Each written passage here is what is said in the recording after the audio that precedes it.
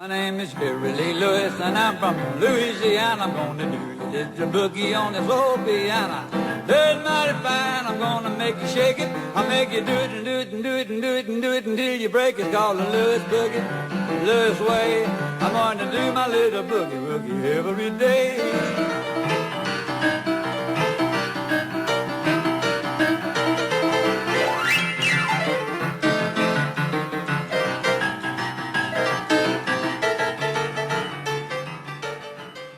We're at your disposal, and we want you all to have a good time, and we want these gentlemen to be honored because they deserve to be honored. They've been in this business as long as Mr. Lewis, if not longer. They started out with him and went down roads with him and family with him and friends, and we're all blessed to still be together. So we're ready to go. We're just going to get you your microphones, guys. Hold on just a second.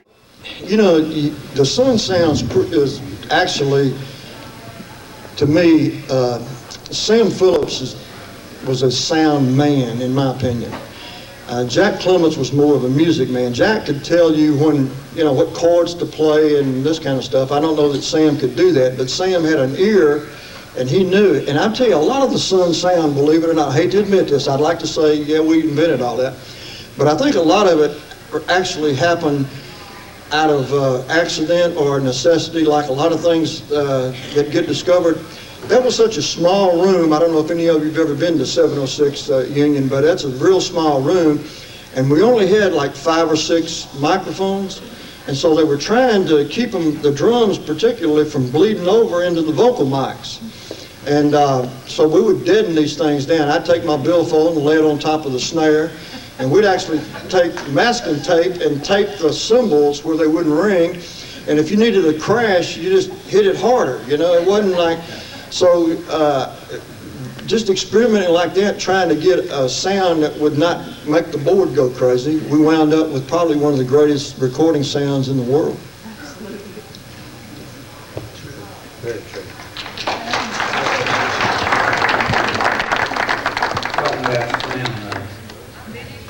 I'd like to say that when we started playing, at first I was playing guitar over in Arkansas, like he's talking about some of those places with just a Martin guitar, and beating it so hard I was beating the strings off of it.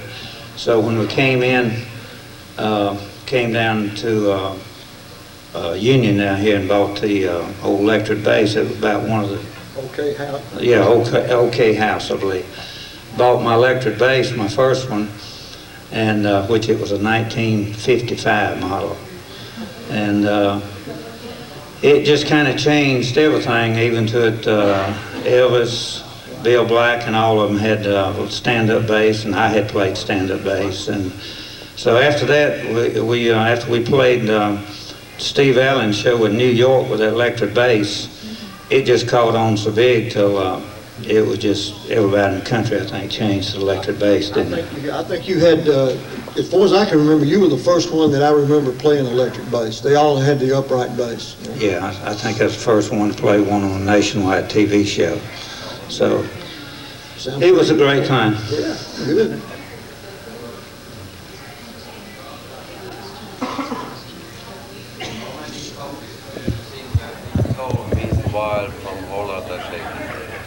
Man, a whole lot more than we got paid for.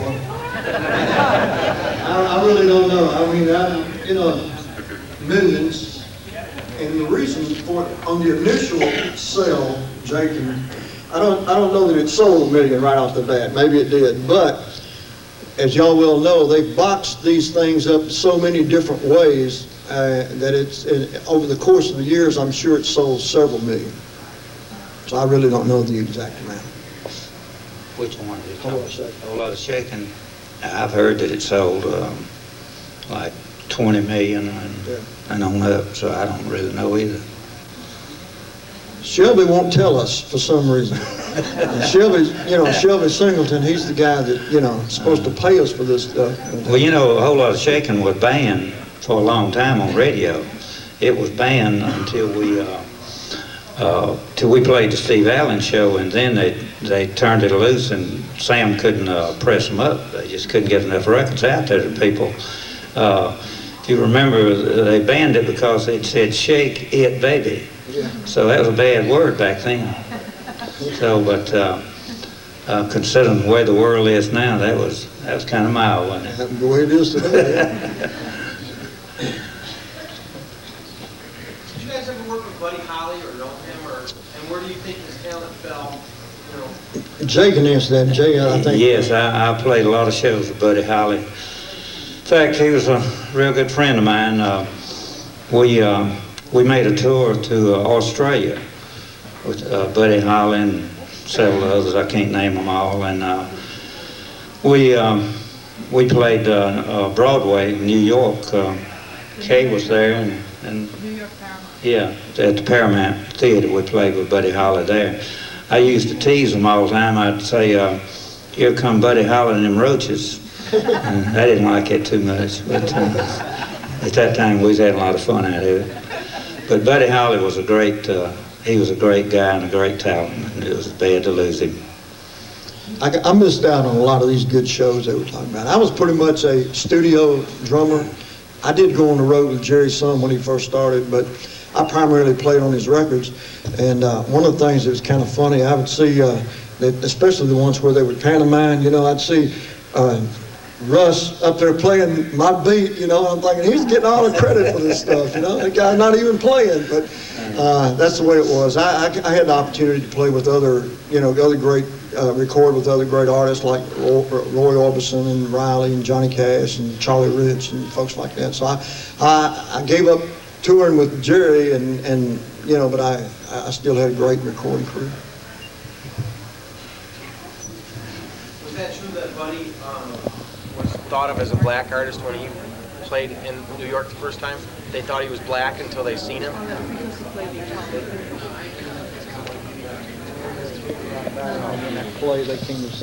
I don't really know. That was based on, I think Buddy was the first white At the artist Apollo. to play the Apollo Theater. Yeah, I think that's how that started. They kind of portrayed the fact that he was booked by phone and they hadn't seen him, so they thought he was black. Right. Yeah. Wow. I don't know. I know we played the Apollo Theater too. That was quite an adventure. It was. I didn't know when you went to the Apollo Theater and played that if they didn't like you, they would throw anything they could find at you. And I still got most of my hair. I didn't knock too much of it out. But no, it really. We played there for 2 weeks. And that was kind of, let me tell you that little story about that. We went there and our first day and had a good crowd. So they said, well, if you can make it through the first few numbers, said you got it made. So Jerry, he sat down, he played just pretty good piano. We was all just kind of kicking back. And so after a while, nobody would applaud, nothing was going on, so he said, well, I tell you what, let's hit them with a good one. So he cut down on a whole lot of shaking. And so that's when they was having all that trouble in Little Rock. So he cut down on a whole lot of shaking, and man, they just kind of moving a little bit. And so finally, Jerry, he said, I want to introduce my band to you. He said, here's Russ Smith from... no, first he said Jay Brown from Memphis. Then he said, now I want to introduce Russ Smith to you from Little Rock, Arkansas. And that's where he's having all the trouble. I said, well, this is it. They stood up and they started applauding. And from then on, it just went over great. So that was the story of that place.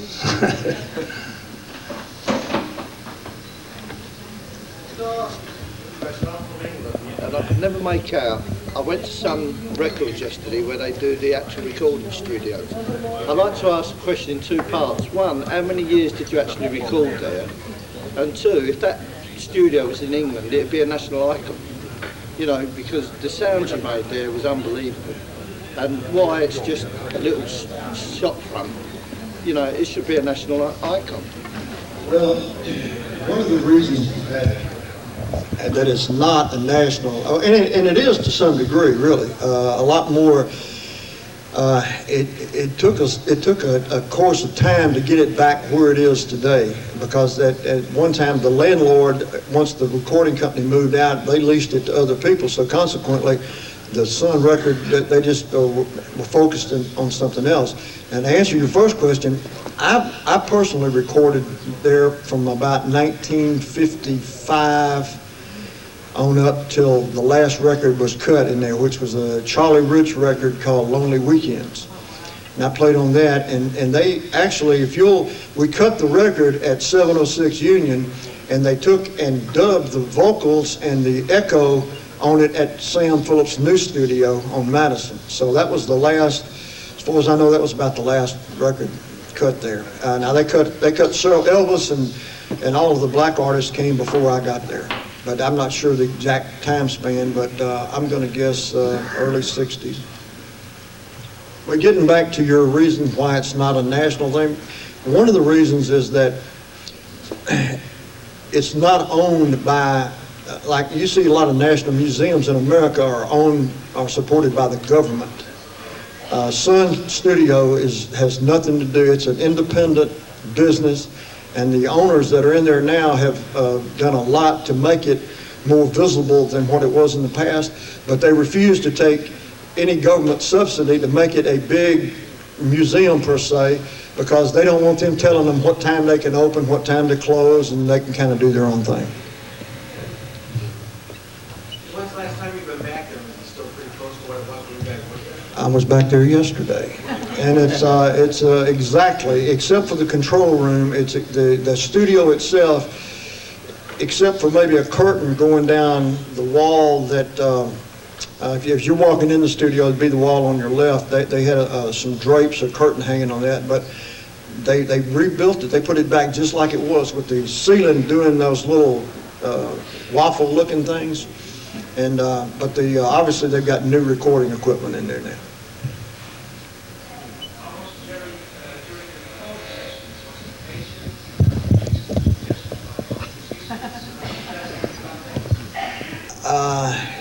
Patience? Now, I tell you, the way Jerry was, in my opinion, and Jay can elaborate on this too. I don't want to be doing all the talking here, but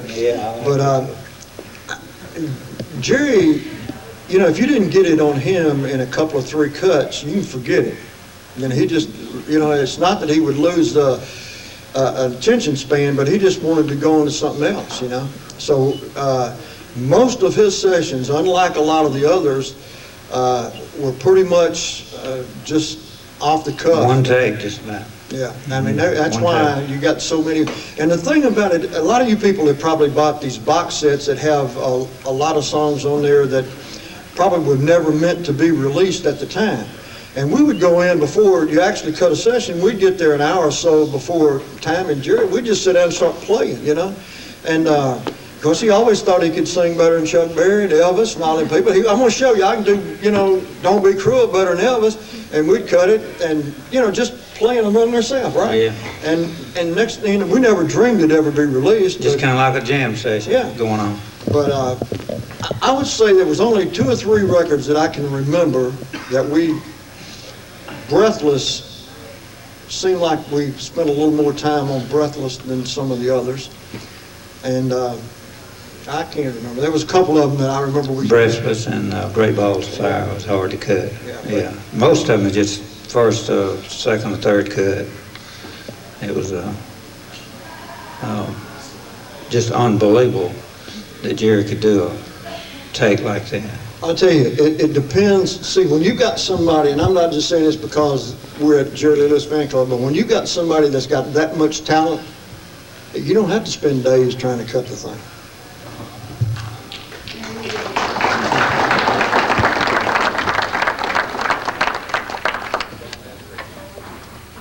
We've all heard the conversation with Sam Phillips and Jerry Lee on the Great Balls of Fire. What were y'all thinking when all this was going on? Well, see, I have a whole different recollection of that. First off, I don't think it was that particular session. I think it was another session. I think it was the session when we cut down the line. but I may be wrong on that. But, you know, Sam and Jerry could get into some pretty philosophical conversations, you know. I mean, if you've ever talked to Sam Phillips, you know, he can talk for 2 days, and when he gets through, you say, "What did he say?" You know? And I love Sam. Now, don't take that wrong. I love him. I do. But him and Jerry Lee will tell you what's on his mind, man. I mean, to me, he'll just tell it. And Sam's trying to, no, it's not quite like that. It's not, you know, Sam's giving him the philosophical side of all this, you know. But at the time, I didn't think much about it because that's pretty much an everyday occurrence, those type of conversations, you know. It just, well, Jerry went to Bible school, and boy, they would just get into it on the religious things that Sam thought he knew it one way and Jerry knew it the other way, and man, sometimes they'd just stop the session, argue for a while, and go back playing. It really didn't carry over to the music, I promise you. It had it had nothing to do with the music. It would just be, and here's the thing about it too, none of that stuff was ever supposed to be recorded. It'd just be like if everybody recorded all your private conversations with somebody, and then all of a sudden they'd go and play them back for you.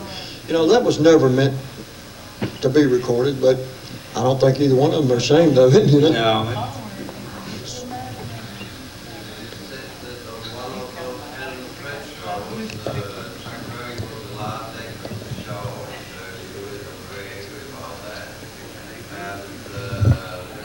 Great balls of fire and set the piano on fire. Is it a myth or is it the truth or whatever? They set the piano on fire. Him and Chuck Berry, some of their own. Oh, no, I've heard that story a lot of times. Were you talking about in New York when it happened? That was supposed to have been on Broadway, I believe. Yeah. Yeah. No, it was, I saw that and they kind of didn't tell that right. It was, they said he poured lighter fluid on it and set it on fire. What happened to that, we was on Patty Page's show, and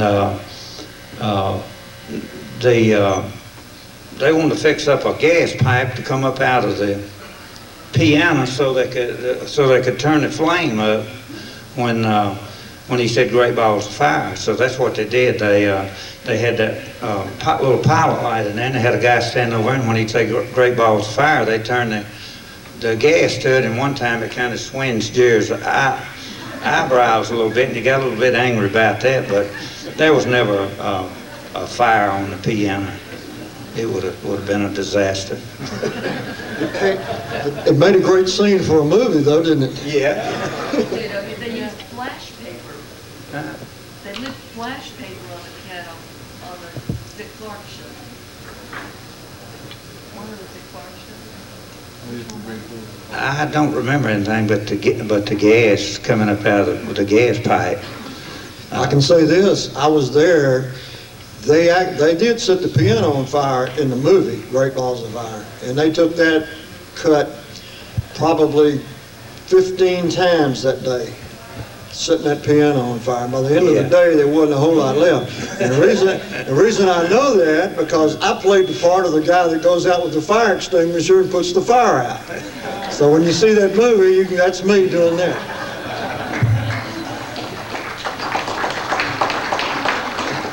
No, I've heard that story a lot, and I said, I don't know where they got that. They couldn't, the fire marshal and all, they wouldn't let you set a piano on fire on stage. It would be terrible. That's Hollywood for you. Uh-huh.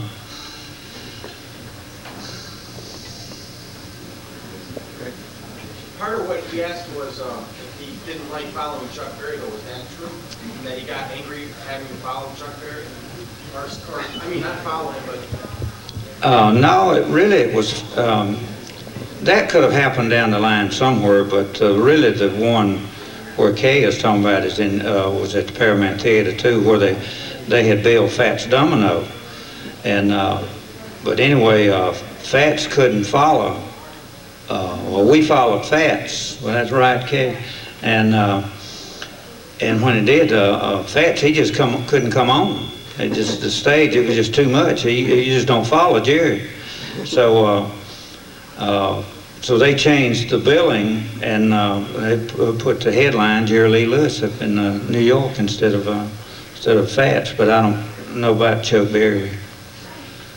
I think it may have happened at one time.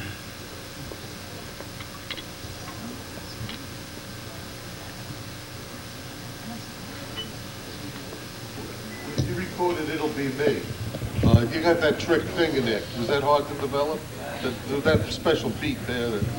Actually, now that was a song that we probably spent more time on too, and the reason for that is Jack Clemens wrote that song, and he wanted, he was trying to get the best cut of it. I've actually heard that thing two different ways. I've heard it with that, do up tempo like that, and then I've heard it slower, more of a shuffle type rhythm behind it, which. I didn't remember at the time we'd taken that many cuts, but after hearing these box sets, we must have spent more time on it than we needed to. Well, it took me 40 years now to know why Jack wanted that song out. I didn't know he wrote it because we was fighting with him over a whole lot of shaking. Right. Jack said, I don't want to cut that thing. That's why he took 2 cuts on it. But anyway, Jack, he's a good guy. But, they said, okay, we'll put out It'll Be Me. And we're going to put a whole lot of shaking on the back of it just to show you that you don't know what you're talking about. Right. So which one did you hear the most? I think that sums that up, don't it? How do you feel like they portrayed your role in the movie? Were you pleased with the way they portrayed the movie?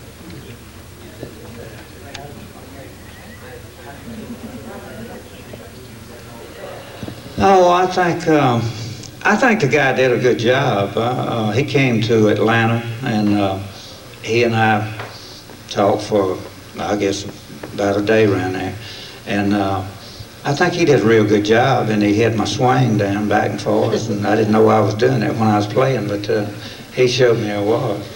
And he did a real good job. I think the movie was a good movie. It could have been a lot different. I think Jerry was more of a serious guy than what they played him in the whole show.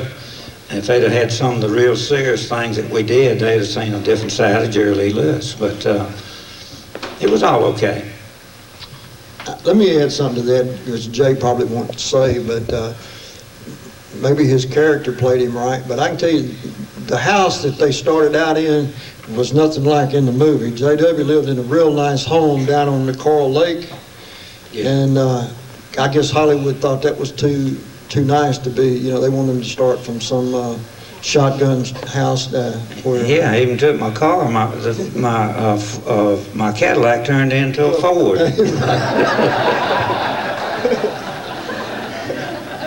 But I could see their point. Right, Hollywood again.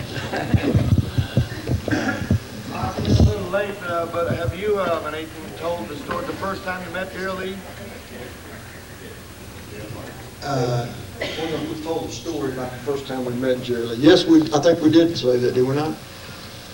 I can tell you how I met him. I'm not sure if we told this yet or not, but I was doing some studio work at Sun at the time, and when they were getting ready to bring him in, and Jack Clemens called me, which I don't know if they called me because I could play or whether I just bought a new set of drums. See, drums look pretty good. They got me a lot of jobs.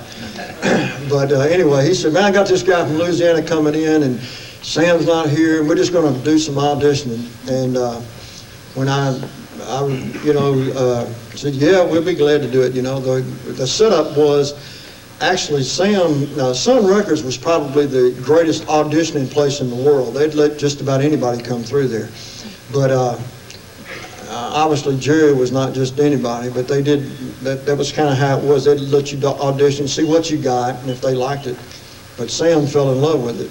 And that's how I met them. I'd been cutting a few songs down there before they arrived. He wanted. He arrived and Well, the first time I seen Jerry, he was about 6 years old, He wasn't playing too much piano then.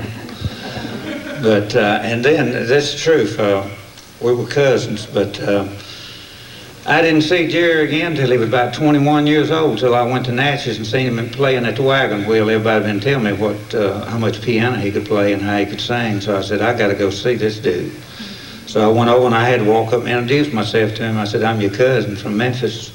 Oh, hey there, Cat. Said, after a while, I'll play you some piano. In fact, he was playing drums. Did you know that?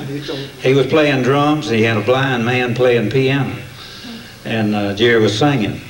And so that's the way I met Jerry the second time.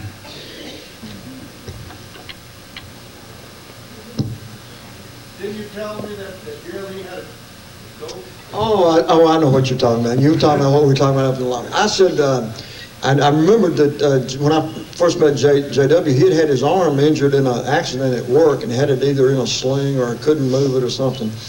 But I remember Jerry Lee having a goatee. Yeah, he did it one time. And I mean, that's before goatees were cool, you know. I mean, I thought, man, that is a weird deal right there. Here's a guy, man, they drug me out of bed, come down here to play on this thing, man. Here's a guy with a goatee and another one, his arm broke. And, what kind of deal is this, you know?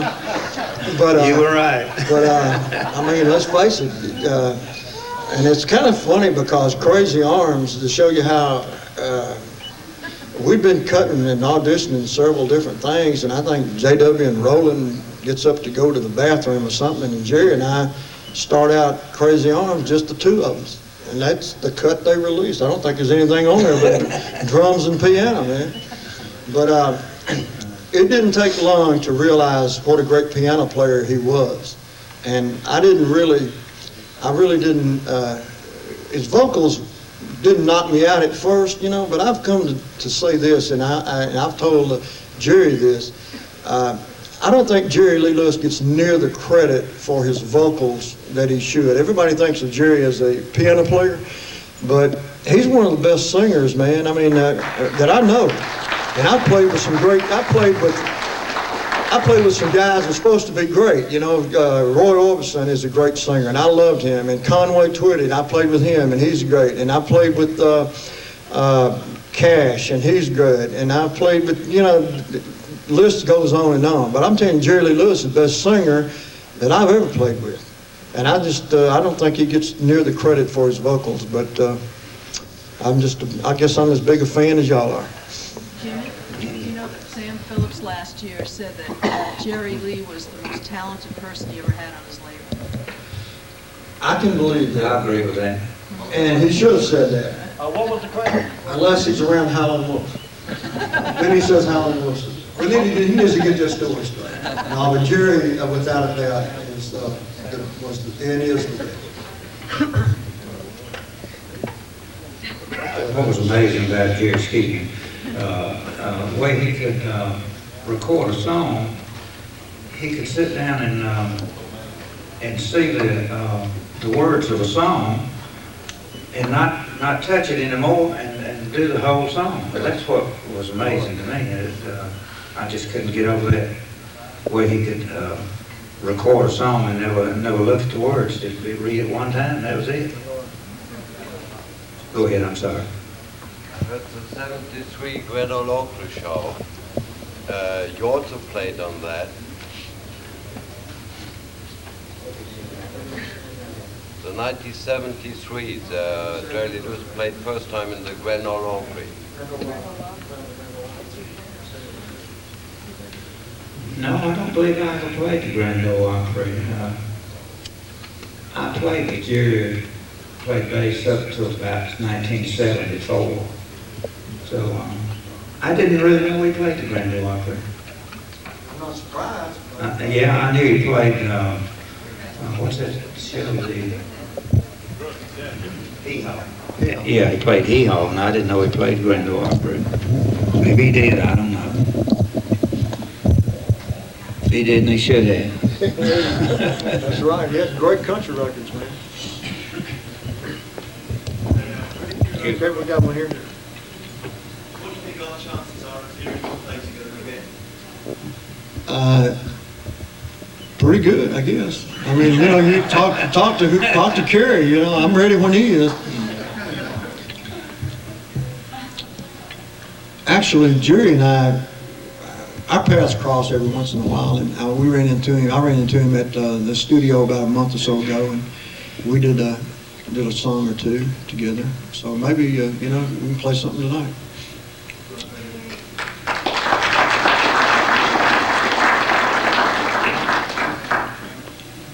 Did you say that you run into Jerry in the studio?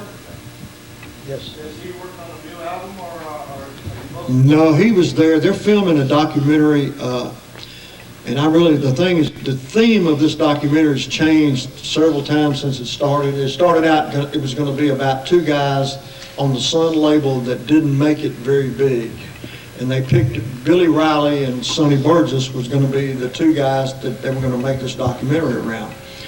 And I'm sure some of you have heard already that there's an album coming out, I think it's going to be on Warner Brothers, where it's a tribute to 50 years of Sun Records. And Paul McCartney's doing That's All Right Mama. And I think Elton John did a tribute to Jerry. I think he did a whole lot of shaking going on. And some stuff like that. So in filming and in connection with all of that, this documentary, a group called Matchbox 20 was in Memphis. They had a concert and they were cutting, they're doing Lonely Weekends will be their contribution to this record. And so while they were here filming, they got Jerry to come down and we kind of sit in with, can you imagine Jerry Lee Lewis and Matchbox 20? I've got a funny thing. It's maybe I shouldn't tell this. Anyway. Yeah, I was down at the studio that day. It was quite a day. In fact, you was in there playing. Yeah. I couldn't even get in the door hardly. I got my foot in, and there was so many people in there. I finally just moved out so they'd have a little breathing room.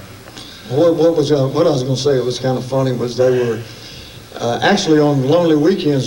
Just Jerry and I played on Lonely Weekends. Then they wanted to hear that band, they being Matchbox 20, wanted to hear Jerry do a whole lot of shaking.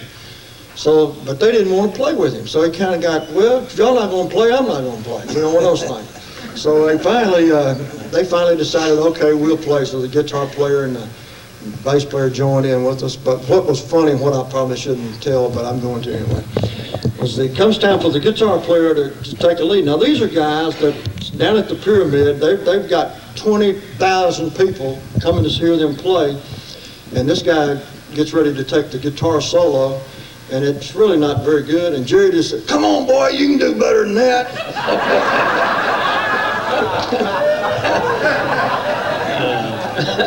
So. Have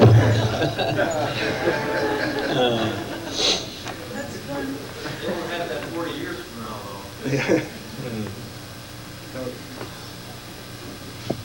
At what point did y'all realize y'all were doing something special? Did you realize it would be as special as it is? I didn't realize. I didn't know it was special, did you? No, I actually didn't, man. No, at that time we were just playing. We were just having a good time, and we never knew that 40-something years, how many? At least. A little over 40 years. 40 is good enough. That would be up here talking about it. It's great to be doing it.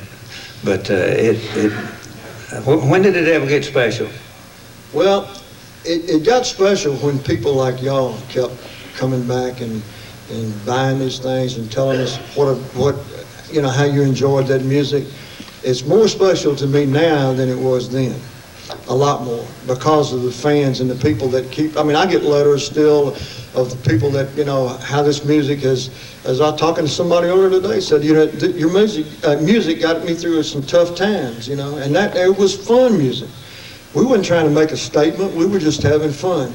And I can tell you another little story while I'm seeing B.B. Cunningham sitting back over there, and about me being a studio musician. I played on B.B.'s first record. Did I not? It was an instrumental, and he was just a kid. He was younger than I. And I can't even remember the name of the song now, man, but I do remember recording with you on that. Yeah.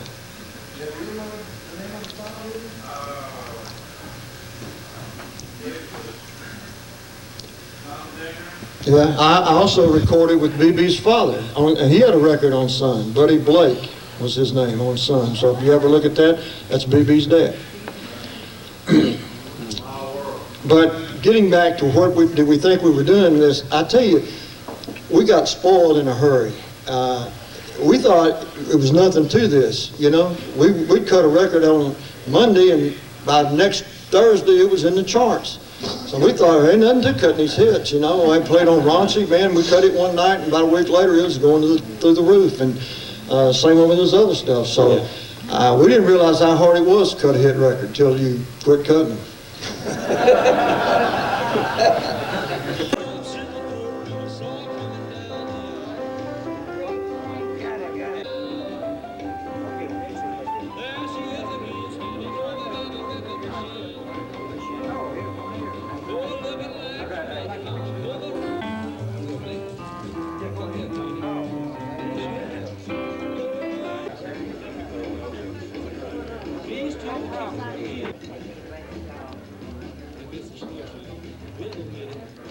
If it's a rock.